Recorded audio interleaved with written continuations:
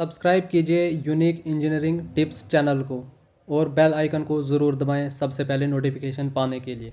Hi guys, how are you? Welcome back to my YouTube channel Unique Engineering Hi Tips. guys, how are you? It's me Navadir again. Welcome back to my YouTube channel Unique Engineering Tips. तो irrigation का हमारे पास lecture number 2 water requirements of crops के बारे में। तो water requirement of crops के बारे में पढ़ने से पहले हम कुछ इंपॉर्टेंट टर्म्स जो वाटर रिक्वायरमेंट्स ऑफ क्रॉप्स में यूज होती हैं उसके बारे में हम इस लेक्चर में डिस्कस करेंगे। So let's start the video. So हमारे पास जो टॉपिक है हमारे पास technical terms used in water requirements of crops की जो हमारे पास वाटर रिक्वायरमेंट ऑफ क्रॉप्स है उसमें जो टेक्निकल टर्म्स यूज होती हैं उनके बारे में हम इस लेक्चर में डिस्कस करेंगे। फर्स्ट टर्म इसमें जाती है क्रॉप पीरियड। क्रॉप पीरियड हम किसे कहते हैं? It's the time in days between sowing and harvesting. It is denoted by C. जो भी क्रॉप का सोइंग और हार्वेस्टिंग के बीच में टाइम आता है तो उसको हम क्या कहते हैं? क्रॉप पीरियड कहते हैं। इसको हम डेज में ही रिप्रेजेंट करते हैं कि मतलब सपोज करो एक क्रॉप को सोइंग और हार्वेस्टिंग के बीच में 120 डेज लगे तो 120 डेज उसका क्या है? क्रॉप पीरियड है। तो उसको हम सी से डिनोट करते हैं। सेकंड टर्म है इसमें हमारे पास है बेस पीरियड। तो बेस पीरियड का मतलब होता है फर्स्ट वाटरिंग और लास्ट वाटरिंग के बीच में जो टाइम ड्यूरेशन आएगा उसको हम क्या कहते हैं? बेस पीरियड कहते हैं। इसको हम जनरली कैपिटल बी से डिनोट करते हैं। अब बेस पीरियड जो है slightly less than the crop period. अब क्योंकि अब देखो फर्स्ट जब हमने क्रॉप को सो किया, सपोज करो जब हमने क्रॉप को सो किया तब हमारे पास 1 मार्च को किया और लेट इट बी जो है 31 मार्च को हमने इसको क्रॉप को काट दिया तो टाइम ड्यूरेशन कितना आ गया इसके बीच? 31 डेज हो गए। ये हो गया हमारे पास इसका क्रॉप पीरियड। तो अगर हम बेस पीरियड देखेंगे, अब बेस पीरियड जो है अब फर्स्ट वाटरिंग और लास्ट वाटरिंग के बीच ये टाइम ड्यूरेशन है। तो अब फर्स्ट वाटरिंग थोड़ी हम सोइंग के टाइम ही इसको फर्स्ट वाटरिंग दे देंगे। जब कुछ प्लांट जो है थोड़े से ग्रो कर देंगे 1 या 2 दिन या 4-5 दिन के बाद जो है सपोज करो 5 मार्च को हमने इसको फर्स्ट वाटरिंग दी तो 5 मार्च और इसके बीच का जो ड्यूरेशन आएगा 31 के बीच का आएगा तो डेट इज नोन एज जितने नंबर ऑफ डेज ये बनेंगे यहाँ से हमारे पास कितने बनेंगे? ये 26 डेज। तो 26 डेज हमारे पास क्या हो गया यहाँ से? Base period. और 31 डेज हो गया हमारे पास यहाँ पे क्रॉप पीरियड। लेकिन अगर हम इन जनरल सेंस में देखेंगे बेस पीरियड और क्रॉप पीरियड को एक ही माना जाता है अगर हम ब्रॉड टर्म में इसको देखेंगे। लेकिन अगर हमने देखेंगे स्लाइटली डिफरेंस है इन दोनों के बीच में। फर्स्ट वाटरिंग और लास्ट वाटरिंग हो गया बेस पीरियड, तो सोइंग और हार्वेस्टिंग के बीच में हो गया क्रॉप पीरियड। तो इन दोनों के बीच का डिफरेंस है। उसके बाद आता है हमारे पास डेल्टा। डेल्टा क्या होता है कि total depth of water required to the crop during its entire period. It is noted by delta and it is generally measured in centimetre कि total depth of water crop को कितनी जरूरत है। अब देखो सपोज करो जैसे मैंने यहाँ पे आपको एग्जांपल दिया कि 31 डेज जो हमारे पास क्रॉप का ये इसका क्रॉप पीरियड है। अब सपोज करो कि at an interval of 5 days के बाद हम क्रॉप्स को जो है वाटर प्रोवाइड कर रहे थे at a depth of late it B 10 centimetre. पर वाटरिंग में हम उसको कितना दे रहे थे? 10 सेंटीमीटर पानी दे रहे थे। तो अब टोटल नंबर ऑफ डेज हमारे पास कितने हैं? 31 डेज। 31 डिवाइडेड बाई 5 करोगे तो ऑलमोस्ट जो है 6 वाटरिंग आएंगे एटलीस्ट इसमें। तो 6 वाटरिंग के लिए अगर एक वाटरिंग में 10 सेंटीमीटर पानी आ रहा था तो 6 वाटरिंग के लिए कितना हो जाएगा? 6 इंटू 10 60। तो 60 सेंटीमीटर उसकी क्या हो गया? ये हो गया इसका डेल्टा की टोटल डेप्थ ऑफ वाटर। इसको एंटायर पीरियड में कितना पानी लगा उसको that is known as delta. इसको हमेशा सेंटीमीटर में हम मेजर करते हैं। तो अब इसको एक और फॉर्मूला, अब देखो जर्नल जो मैंने आपको यहाँ पे फॉर्मूला बताया कि नंबर ऑफ वाटरिंग को टोटल डेप्थ ऑफ वाटर पर वाटरिंग के लिए इसको मल्टीप्लाई कर दो, यहाँ से हमारे पास क्या निकल सकता है? डेल्टा निकल सकता है। लेकिन एक और फॉर्मूला है डेल्टा को निकालने के लिए जो मैक्सिमम स्टूडेंट्स को पता नहीं है। यहाँ से हमारे पास क्या होता है कि हम डेल्टा कैसे निकाल सकते हैं? Total quantity of water required divided by area of land on which crop is growing. ये एक प्लॉट है, let it be its area is 1000 square metre, let it be. अब इसका एरिया जो है 1000 स्क्वायर मीटर है। अब यहां पे हमारे पास कितना पानी लग रहा है? लेट इट बी 50,000 लीटर जो है टोटल पानी लगा इसमें। Total quantity of water required, total quantity जो है जो क्रॉप्स को हमने ग्रो कराया इस एरिया में इतना पानी लगा। तो यहां से अगर हमने डेल्टा निकालना होगा टोटल क्वांटिटी ऑफ वाटर कितना लगा हमारे पास यहाँ पे 50,000 डिवाइडेड बाई 1000 करो जितना एरिया है तो आपकी 50 सेंटीमीटर यहां से क्या हो गया? ये निकल गया इसका डेल्टा। तो यहां से भी हम डेल्टा को निकाल सकते हैं अगर आपके पास total quantity of water required पता होगी, एरिया ऑफ लैंड पता होगी जहां पे हम क्रॉप्स ग्रो कर रहे हैं तो वहां से भी हम डेल्टा की वैल्यू फाइंड आउट कर सकते हैं। तो ये इसका दूसरा मेथड है डेल्टा निकालने का। आई होप कि आपको ये चीज क्लियर होगी। नेक्स्ट हम देखते हैं ड्यूटी। ड्यूटी क्या होता है कि नंबर ऑफ हेक्टेयर्स और metre square of an area that 1 cubic metre पर second of water can irrigate during its base period is known as duty. It is noted by D. Suppose करो एक 1 metre पर second के हिसाब से 1 metre cube पर second के हिसाब से अगर हम पानी जो है सप्लाई कर रहे हैं फील्ड में तो वो कितने एरिया को इरिगेट कर सकता है, that is known as duty. अब देखो आप 1 मीटर क्यूब पर सेकंड ये क्या है? डिस्चार्ज है इसको, क्योंकि डिस्चार्ज का यूनिट क्या हो? मीटर क्यूब पर सेकंड या लीटर पर सेकंड। इतना पानी अगर हम सप्लाई कर रहे हैं फील्ड में, ये कोई हमारे पास फील्ड है इतना पानी हम यहाँ पे सप्लाई कर रहे हैं, तो कितने एरिया को ये इरिगेट कर सकती है। सपोज करो सिर्फ इतना एरिया इसने यहाँ से इरिगेट किया। अब सपोज करो let it be this is 1 metre cube पर सेकंड के रेट से पानी सप्लाई किया इस फील्ड में, इसने सिर्फ 1 मीटर स्क्वायर एरिया को इरिगेट किया, तो 1 metre square is its duty. यहाँ पे हम सिर्फ टर्म्स देखेंगे, जो इंपॉर्टेंट टर्म्स है, टर्म्स को पहले एक्सप्लेन करेंगे, फिर उनके बाद इनके रिलेटेड जो न्यूमेरिकल्स वगैरह है वो हम सॉल्व करेंगे, वहां से आपको क्लैरिफिकेशन हो जाएगी इनके रिलेटेड। तो नेक्स्ट हमारे पास जाता है जो मोस्ट इंपॉर्टेंट पॉइंट है, ये तो आपको पता है, रिलेशन बिटवीन ड्यूटी डेल्टा और बेस पीरियड के बीच का रिलेशन क्या है। ये मोस्ट इंपॉर्टेंट है इरिगेशन का, ये सबसे अगर हम देखेंगे इंपॉर्टेंट रिलेशन वो यही है। तो इसका रिलेशन है 8.64 B/D। अब डेल्टा यहाँ पे क्या है, टोटल डेप्थ ऑफ वाटर। मैंने आपको बोला था हमेशा ये किस में निकलती है, सेंटीमीटर में निकलती है, लेकिन बाई चांस अगर आपने कभी डेल्टा मीटर में निकालना होगा तो इसके लिए फॉर्मूला क्या है, 8.64 B/D। और जब आपने डेल्टा सेंटीमीटर में निकालना है 864 B/D। बी यहाँ पे आ गया आपका बेस पीरियड और डी हो गया हमारे पास यहाँ पे ड्यूटी, और डेल्टा हो गया आपका डेल्टा जो टोटल डेप्थ ऑफ वाटर है। तो ये दोनों रिलेशन मैंने आपको यहाँ पे बताया, मीटर सेंटीमीटर के बीच में इनका फर्क क्या है। उसके बाद टर्म नंबर 6 हमारे पास यहाँ पे आ जाती है क्रॉप रेशियो की। क्रॉप रेशियो क्या होता है, क्रॉप रेशियो का मतलब होता है ratio of area under kharif season and rabi crop season is called crop ratio और सिंपली खरीफ रबी रेशियो। अब आपको मैं एग्जांपल दे दूंगा। अब देखो यहाँ पे हमारे पास क्या होता है कि सपोज करो ये हमारे पास कोई एरिया है, let it B, total area में हमने क्या कर दिया, सपोज करो let it B, total area हमारे पास क्या है 100 मीटर स्क्वायर। 100 मीटर स्क्वायर में लेट करो 60 मीटर स्क्वायर में हमने इसको यूज किया खरीफ क्रॉप्स के लिए, और जो 40 मीटर स्क्वायर है इसको हमने यूज किया रबी क्रॉप्स के लिए। अब इन दोनों के बीच का रेशियो क्या है, आप देखो इसने क्या बोला, it is the ratio between kharif to rabi. तो खरीफ टू रबी के बीच का रेशियो क्या हो जाएगा, खरीफ सीजन के लिए हमने कितना यूज किया था 60 मीटर स्क्वायर, और रबी के लिए कितना यूज किया था 40 मीटर स्क्वायर। तो अगर यहां से देखोगे तो कितना हो जाएगा ये 3/2। तो 3/2 का मतलब हो गया 1.5। तो 1.5 इज क्रॉप रेशियो। तो अब मैंने यहाँ पे एग्जांपल दिया आपको, आप एरिया ये ज्यादा भी हो सकता है खरीफ के लिए आपने कम यूज किया, रबी के लिए आपने ज्यादा किया। तो ये मैं आपको सिर्फ एग्जांपल दे रहा हूँ क्रॉप रेशियो का मतलब क्या होता है। मेजर क्रॉप्स हमारे पास दो ही है, खरीफ क्रॉप्स और रबी क्रॉप्स, ये आपको पता ही है। तो दोनों के लिए हमने किसके लिए कितना एरिया यूज किया उनका रेशियो निकालो, तो उस हिसाब से जो रेशियो निकलेगा तो that ratio is known as crop ratio. उसके बाद नेक्स्ट टर्म इसमें जाती है ओवरलैप अलाउंस। ओवरलैप अलाउंस का मतलब क्या होता है कि extent of water to be supplied और maturing a particular crops which extends from one season to another season is called overlap allowance.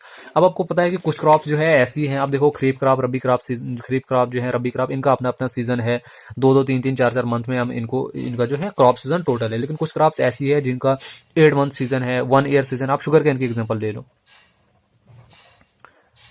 Sugar crop जो है ये एनुअल क्रॉप है, इसको पूरा 1 साल लगता है इसको, तब जाके हम इसको काटते हैं, हार्वेस्ट करते हैं।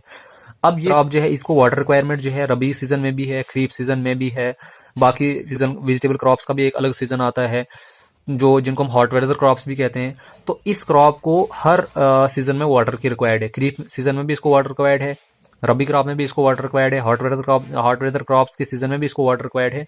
तो जब इस क्रॉप को हमें क्या करना पड़ता है, हर सीजन में पानी प्रोवाइड करना पड़ता है। तो that is known as overlap allowance, कि जब हमें क्या करना पड़ता है, वाटर एक पार्टिकुलर क्रॉप को सीजन टू सीजन वाटर देना पड़ता है, उसको उसकी वाटर रिक्वायरमेंट्स को फुलफिल करना पड़ता है। तो that is known as overlap allowance.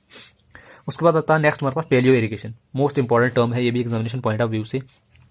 Paleo irrigation क्या होता है कि moisturing of soil before sowing और watering of soil before ploughing so as to help in sowing is known as paleo irrigation. एक सीजन में आपने देखा होगा कि जम्मू कश्मीर की पार्टिकुलरली अगर मैं बात करूंगा, यहाँ पे जो खरीफ सीजन में ज्यादा एरिया में क्रॉपिंग करते हैं, और रबी सीजन में हम क्या करते हैं, कम एरिया में क्रॉपिंग करते हैं। अब कुछ फील्ड्स ऐसे होते हैं जो रबी सीजन में क्या हो जाते हैं, खाली हो जाते हैं, मतलब उनमें क्रॉप्स वगैरह नहीं उगाई जाती है। तो जब हम उनको खरीफ सीजन में बड़ी वगैरह स्टार्ट करेंगे तो वो क्या हो जाता है, हार्ड हो जाते हैं। तो क्रॉप ग्रो करने से पहले, मतलब सो करने से पहले या पहले जो हम पानी प्रोवाइड करते हैं ताकि जो हमारी सॉइल जो थोड़ी सी नरम हो जाए, उसमें नमी वगैरह आ जाए, फिर हम उसमें सोइंग वगैरह जो है आराम से कर सकते हैं। तो जो पानी हम पहले प्रोवाइड करते हैं before sowing, that is known as paleo irrigation.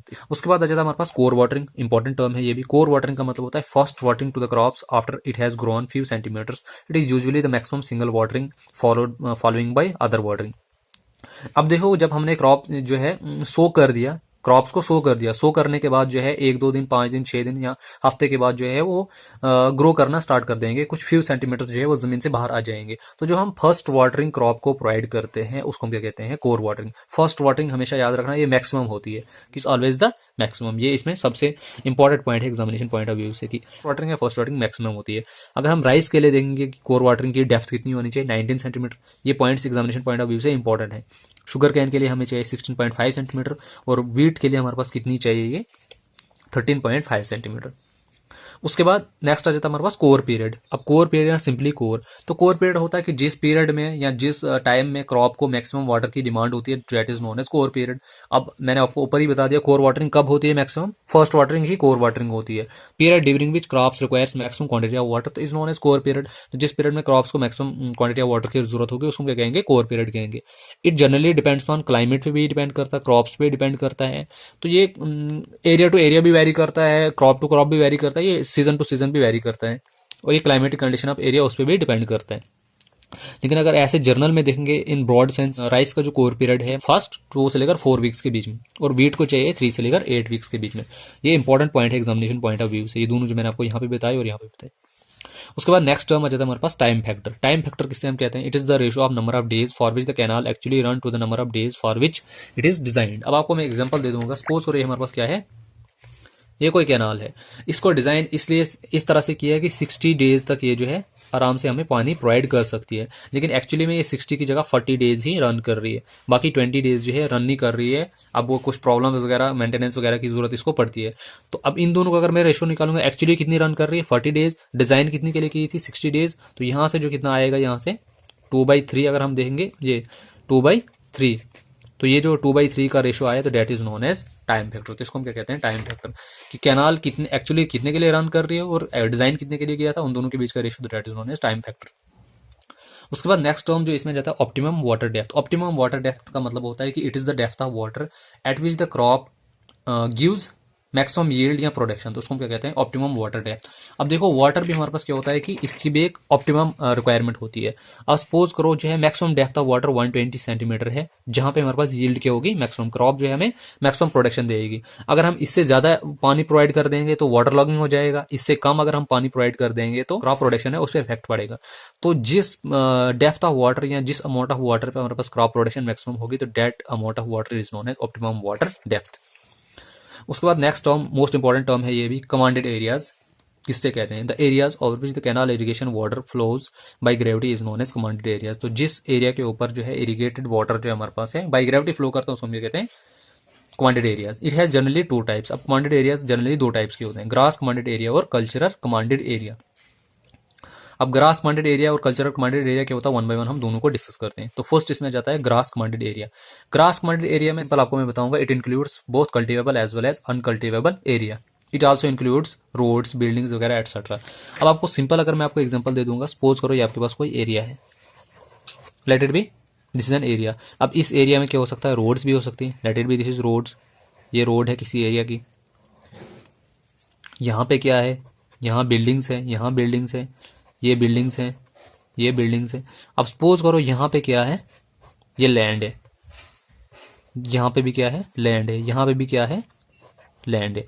अब देखो अगर हम देखेंगे grass commanded area GCA, GCA में ये सारा एरिया आएगा, टोटल एरिया आएगा ये, लेट इट बी, ये टोटल एरिया जो है 100 मीटर स्क्वायर है। तो ग्रास कमांडेड एरिया में क्या आता है कि जो रोड्स है, बिल्डिंग्स है, कल्टिवेबल लैंड, अनकल्टिवेबल लैंड, सारा का सारा जो है किसमें आता है, GCA में आता है, ग्रास कमांडेड एरिया में आता है। अब हम देखेंगे कल्चरल कमांडेड एरिया जो नेक्स्ट टाइप है इसकी, तो it includes only the cultivable part of the grass commanded area. अब देखो इसमें सिर्फ कल्टिवेबल पार्ट है। अब लैंड हमारे पास क्या है, ये है जहां पे हम कल्टिवेशन कर सकते हैं, ये था जहां पे हम कल्टीवेशन कर सकते हैं, और सिर्फ ये एरिया था। अब late it B total area हमारे पास कितना था, 100 मीटर स्क्वायर। इसमें से जो है 6 मीटर स्क्वायर एरिया जो है ऐसा है कि जिसमें क्या है, जो किसने कवर किया है, रोड्स ने कवर किया है, बिल्डिंग्स ने, बाकी जो चीजें हैं एक्सेप्ट कल्टिवेबल एरिया। तो बाकी जो 40% बचे, ये 40 मीटर स्क्वायर बचा, तो डेट 40 मीटर स्क्वायर क्या बचा हमारे पास, जो कल्टिवेबल एरिया, जिस लैंड में हम कल्टिवेशन कर सकते हैं, तो डेट इज CCA। तो GCA में आ जाएगा सारा area, both cultivable as well as uncultivable area, और CCA में सिर्फ क्या आ जाएगा, सिर्फ कल्टिवेबल एरिया ही आ जाएगा। अब उसके बाद जो है इसकी फर्दर 2 टाइप्स है। अब it has further 2 types, culturable cultivated area, और दूसरी आ जाती है कल्चरेबल अनकल्टिवेटेड एरिया। अब कल्चरेबल कल्टिवेटेड एरिया क्या होता है, it is that portion of CCA on which crop is grown at particular season. अब ये कल्चरेबल कल्टिवेटेड एरिया क्या होता है, अब देखो मैं आपको एग्जांपल के थ्रू उसको समझाऊंगा। यहाँ पे देखो हमारे पास जो है GCA है, मतलब ग्रास कमांडेड एरिया हमारे पास कितना है, 100 मीटर स्क्वायर। अब इसमें both cultivable as well as uncultivable land आती है, हमने पीछे डिस्कस कर लिया। और इसमें जो है 60 मीटर स्क्वायर जो है CCA मतलब कल्चरल कमांडेड एरिया। जिसमें हम कल्टीवेशन कर सकते हैं। अब आपने देखा होगा कि हमेशा, अब पर्टिकुलरली अगर मैं J&K की बात करूंगा, यहाँ पे हम खरीफ सीजन में ज्यादा एरिया को कवर करते हैं एज कम्पेयर टू हम रबी सीजन की अगर हम बात करेंगे। खरीफ सीजन में हम यहाँ पे सबसे ज्यादा क्या ग्रो करते हैं, मेज आ गया, राइस वगैरह आ गया। और अगर हम रबी सीजन की बात करेंगे तो रबी सीजन में हम क्या करते हैं, सबसे ज्यादा वीट आ जाती है या फिर मस्टर्ड आ जाता है, अगर हम सबसे ज्यादा यहाँ पे बात करेंगे। तो अब देखो, खरीफ सीजन में हमेशा ज्यादा एरिया हम लेते हैं और रबी सीजन में हम क्या करते हैं, कुछ एरियाज, कुछ लैंड्स को बैरन रखते हैं, मतलब उसमें क्रॉप्स वगैरह ग्रो नहीं करते हैं। अब देखो सीसीए हमारे पास टोटल जिसमें हम कल्टीवेशन कर सकते हैं हमारे पास कितना है, 60 मीटर स्क्वायर। अब लेट करो कि अब अगर हम क्या करेंगे, खरीफ सीजन में सारा का सारा 60 मीटर स्क्वायर जो था उसमें क्या कर दिया, क्रॉप्स ग्रो करवाई। लेकिन रबी सीजन में सिर्फ क्या करेंगे, हम 30 मीटर स्क्वायर में क्रॉप्स ग्रो कराएंगे, जो 20 मीटर है उसको बैरन छोड़ देंगे, मतलब एक सीजन के लिए उसको हम ऐसे ही छोड़ देंगे, उसमें क्रॉप्स वगैरह ग्रो नहीं करेंगे। तो रिमेनिंग 20 मीटर हमारे पास जो बचा, ये बचा हमारे पास, अगर हम देखेंगे एक सीजन का, ये है बैरन लैंड, क्योंकि इसमें कल्टीवेशन तो कर सकते थे हम, लेकिन हमने कल्टीवेशन नहीं की। तो वो यही कह रहा है कि कल्चरेबल कल्टिवेटेड एरिया का मतलब है कि it is that portion of CCA on which crop is grown at particular season, की एक पर्टिकुलर सीजन में जिसपे हमने क्रॉप्स ग्रो की उसको हम क्या कहेंगे, कल्चरेबल कल्टिवेटेड एरिया। तो इसकी एग्जांपल ले लो आप। टोटल एरिया हमारे पास सीसीए का कितना था, 60 मीटर स्क्वायर था, लेकिन हमने क्रॉप सिर्फ 40 मीटर स्क्वायर में ही ग्रो कर दी और 20 मीटर को हमने बैरन छोड़ दिया। तो ये हम कह सकते हैं कि that 40 metre square is culturable cultivated area, क्योंकि इसी 40 मीटर स्क्वायर में हमने क्रॉप्स ग्रो करवाई और बाकी 20 मीटर स्क्वायर को हमने ऐसे ही छोड़ दिया। फिर नेक्स्ट क्या कह रहा है कि कल्चरेबल अनकल्टिवेटेड एरिया। अब देखो, लैंड कल्चरेबल तो है, मतलब इसमें हम कल्टिवेशन कर सकते थे, लेकिन इस 20 मीटर स्क्वायर को हमने ऐसे ही बैरन छोड़ दिया फॉर वन सीजन के लिए। It is that portion of CCA, ये भी सीसीए का ही पोर्शन तो है, क्योंकि टोटल सीसीए हमारे पास कितना है, 60 मीटर स्क्वायर। तो इसमें 40 मीटर स्क्वायर पे हमने क्रॉप्स ग्रो करवाई रबी सीजन में, बाकी इसको 20% बैरन छोड़ दिया। On which crop is not grown at particular season, एक पर्टिकुलर सीजन में हमने क्रॉप्स इसमें ग्रो नहीं करवाई, तो that 20 metre square is culturable uncultivated area. Culturable है वो, कल्टिवेशन हम इसमें कर सकते थे, लेकिन एक सीजन में हमने इसमें कल्टिवेशन नहीं की, डेट इज वो किस में नहीं की, रबी सीजन में नहीं की। तो इसको हम क्या कहते हैं, culturable uncultivated area. I hope कि आपको यहाँ से ये दोनों टर्म्स क्लियर हो गई होंगी। नेक्स्ट जो है मोस्ट इंपॉर्टेंट पॉइंट है इसमें ये। अब नेक्स्ट जो है इसमें क्या है, ये इंपॉर्टेंट पॉइंट है, in general it is assume that CCA is 80% of GCA. अगर हम जनरली देखेंगे हमारे पास जो कल्चरेबल कमांडेड एरिया होता है वो कितना होता है, 80% ऑफ जीसीए होता है। इसी की एग्जांपल ले लो आप, हमारे पास जीसीए कितना था, 100 मीटर स्क्वायर था। अगर इसका 80% निकालोगे आप, 100 इंटू 80% निकालोगे तो ये कितना हो जाएगा, 80 स्क्वायर सेंटीमीटर। तो मतलब 100 स्क्वायर सेंटीमीटर क्या हमारे पास ग्रास क्वांटिटी एरिया है, और इसका जो सीसीए कल्चरेबल क्वांटिटी एरिया, मतलब जिसमें हम कल्टीवेशन कर सकते हैं, हमारे पास कितना आएगा, 80 स्क्वायर सेंटीमीटर। तो ये इंपॉर्टेंट पॉइंट है एग्जामिनेशन पॉइंट ऑफ व्यू से। उसके बाद नेक्स्ट टर्म इसमें जाती है हमारे पास है intensity of irrigation. Intensity of irrigation का मतलब क्या होता है कि portion of CCA to be irrigated in one season is known as intensity of irrigation.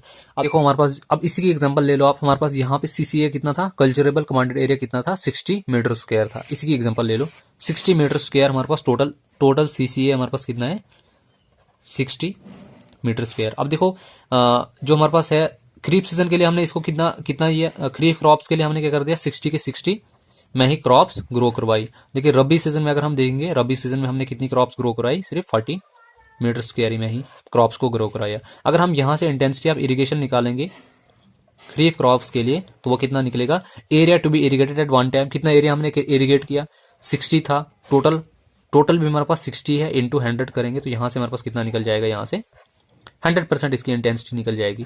कभी कभी ऐसा भी होता है, पहले मैं आपको एक एग्जांपल से समझाता हूँ, फिर मैं आपको दूसरी एग्जांपल से भी समझाता हूँ। अब मैं निकालूंगा intensity of irrigation for rabi crops के लिए। अगर निकालूंगा, देखो रबी क्रॉप्स के लिए मैंने कितना एरिया जो है यूज किया था, सिर्फ 40 मीटर स्क्वायर। टोटल एरिया हमारे पास कितना है, 60 इंटू 100 निकालोगे यहां से तो हमारे पास कितना निकल जाएगा, ये हो जाएगा 400 डिवाइडेड बाई 6। अगर देखोगे तो हमारे पास कितना हो जाएगा, 66.667 होगी इसकी इंटेंसिटी। तो इसको हम क्या कहते हैं, इंटेंसिटी की एक सीजन में हम कितने एरिया को इरिगेट कर सकते हैं during at a particular season. वही इसने बोला था कि कितने पोर्शन ऑफ सीसीए को हम इरिगेट कर सकते हैं in one season is known as intensity of irrigation. अब दूसरी एग्जांपल ले लो, लेट इट भी आपके पास जो है टोटल सीसीए हमारे पास 120 स्क्वायर मीटर है, जो है खरीफ क्रॉप्स के लिए इसको कितना यूज किया, 80 स्क्वायर मीटर में आपने खरीफ क्रॉप्स के लिए इसको यूज किया, और लेटेड भी 60 स्क्वायर मीटर के लिए आपने क्या कर दिया, इसको रबी क्रॉप्स के लिए यूज किया। कि जब आपने टोटल एरिया आपके पास कितना, हमारे पास 120 स्क्वायर मीटर है, 80 मीटर स्क्वायर में हमने खरीफ क्रॉप्स ग्रो करवाई और 60 मीटर स्क्वायर में हमने क्या कर दिया, रबी क्रॉप्स ग्रो करवाई। अगर मैं इंटेंसिटी ऑफ इरिगेशन निकालूंगा यहां से खरीफ क्रॉप्स के लिए, तो कितना निकल जाएगा कि खरीफ क्रॉप के लिए हमने कितना एरिया यूज किया था, 80 टोटल एरिया हमारे पास कितना है 120 इंटू 100 करो यहाँ से, तो यहाँ से आपकी परसेंटेज इसकी निकल जाएगी 800 डिवाइडेड बाई 12 करेंगे तो intensity of irrigation for kharif crops के लिए यहाँ से कितनी निकल जाएगी 800 डिवाइडेड बाई 12,